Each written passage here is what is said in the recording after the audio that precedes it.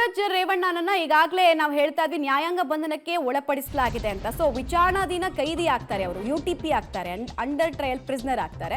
ಸೂರಜ್ ರೇವಣ್ಣ ವಿರುದ್ಧ ಅಸಹಜ ಲೈಂಗಿಕ ದೌರ್ಜನ್ಯ ಪ್ರಕರಣಕ್ಕೆ ಸಂಬಂಧಪಟ್ಟಂತೆ ಅವರಿಗೆ ವಿಚಾರಣಾಧೀನ ಕೈದಿ ನಂಬರ್ 6141 ಅನ್ನ ಕೊಡಲಾಗಿದೆ.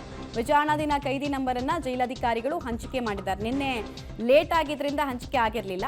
ಸೊ ಪರಪ್ಪನಗ್ರಹಾರದ ಕ್ವಾರಂಟೈನ್ ಬರಾಕ್ನಲ್ಲಿ ಸದ್ಯಕ್ಕೆ ಅವ್ರನ್ನ ಇರಿಸಲಾಗಿದೆ. ಯಾವುದೇ ಒಬ್ಬ ಆರೋಪಿಯನ್ನ ಪೊಲೀಸ್ ಕಸ್ಟಡಿಯಿಂದ ಇರಬಹುದು ಅಥವಾ ವಿಚಾರಣೆ ನಡೆಸಿ ಡೈರೆಕ್ಟ್ ಆಗಿ ನ್ಯಾಯಾಂಗ ಬಂಧನಕ್ಕೆ ಒಳಪಡಿಸಿದ 24 ಗಂಟೆಗಳ ತನಕ ಆತ ಕ್ವಾರಂಟೈನ್ ಬರಾಕ್ನಲ್ಲಿ ಇರ್ತಾನೆ. ಅಂದ್ರೆ ಕೊರೋನಾ ಬಂದ ಬಳಿಕ ಇದೊಂದು ಹೊಸ ರೂಲ್ಸು ಜೈಲಿನಲ್ಲಿ ಶುರುವಾಗಿರೋದು.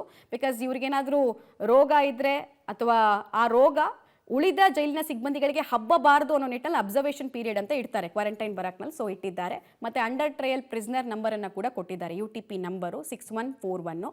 ವಿಚಾರಣಾಧೀನ ಕೈದಿಗೂ ಆಮೇಲೆ ಸಜೆಗೆ ಒಳಗಾಗಿರುವಂತಹ ಕೈದಿಗೂ ಬಹಳ ವ್ಯತ್ಯಾಸ ಇದೆ. ವಿಚಾರಣಾಧೀನ ಕೈದಿ ಏನು ಅಲ್ಲಿ ಜೈಲಲ್ಲಿ ಕಷ್ಟಪಟ್ಟು ದುಡಿಬೇಕಾಗಿಲ್ಲ.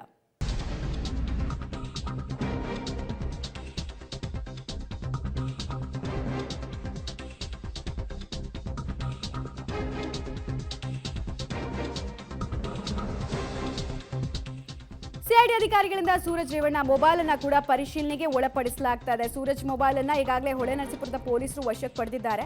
ಪ್ರಾಥಮಿಕ ತನಿಖೆಯಲ್ಲಿ ಮೊಬೈಲ್ನಲ್ಲಿ ಹಲವು ಮೆಸೇಜ್ಗಳು ಡಿಲೀಟ್ ಆಗಿರೋದು ಕೂಡ ಗೊತ್ತಾಗ್ತಾ ಇದೆ. ಬಟ್ ಇತ್ತೀಚೆಗೆ ಆಗಿರುವಂತಹ ಕ್ರೈಮ್ ಆಗಿರೋದ್ರಿಂದ ಅದನ್ನ ರಿಟ್ರೀವ್ ಮಾಡೋದು ಬಹಳ ಸುಲಭದ ಕೆಲಸ ಅಂತ ಕೂಡ ಎಕ್ಸ್ಪರ್ಟ್ಸ್ ಒಪಿನಿಯನ್ ಅನ್ನ ಕೊಡ್ತಾ ಇದ್ದಾರೆ. ಮೊಬೈಲ್ ಡೇಟಾ ರಿಟ್ರೀವ್ ಮಾಡೋದಕ್ಕೆ CID ಅಧಿಕಾರಿಗಳು ಕೂಡ ಸಿದ್ಧತೆಯನ್ನ ಮಾಡ್ಕೊಳ್ತಾ ಇದ್ದಾರೆ. ಮೊಬೈಲ್ ಚಾಟಿಂಗ್, ಮೆಸೇಜ್, ಕಾಲ್ ಡೀಟೇಲ್ಸ್ ಎಲ್ಲವನ್ನ ಕೂಡ ಪರಿಶೀಲನೆ ಮಾಡಲಾಗ್ತಾ ಇದೆ. ಲೈಂಗಿಕ ದೌರ್ಜನ್ಯದ ಆರೋಪ ಸಾಬೀತುಪಡಿಸಬಹುದಾದ ಸಾಕ್ಷಿಗಳು ಇಲ್ಲಿ ಸಿಗುತ್ತಾ ಅನ್ನೋದು ಮೇನ್ ಫೋಕಸ್ ಆಗ್ತಾ ಇದೆ ತನಿಖಾಧಿಕಾರಿಗಳದು. ಸಂತ್ರಸ್ತ ಹಾಗೂ ಆರೋಪಿ ಸೂರಜ್ ಭೇಟಿಯಾದಂತಹ ಜಾಗದ ಪರಿಶೀಲನೆ, ಟೆಕ್ನಿಕಲ್ ಎವಿಡೆನ್ಸ್ ಮತ್ತೆ ವಾಟ್ಸ್ಆಪ್ ಮಿರರ್ ಇಮೇಜ್ ಅಂತ ಮಾಡ್ತಾರೆ ಸಾಮಾನ್ಯವಾಗಿ ತನಿಖಾಧಿಕಾರಿಗಳು. ಸೊ ಅದರ ತಯಾರಿ ಕೂಡ ಆಗ್ತಾ ಇದೆ.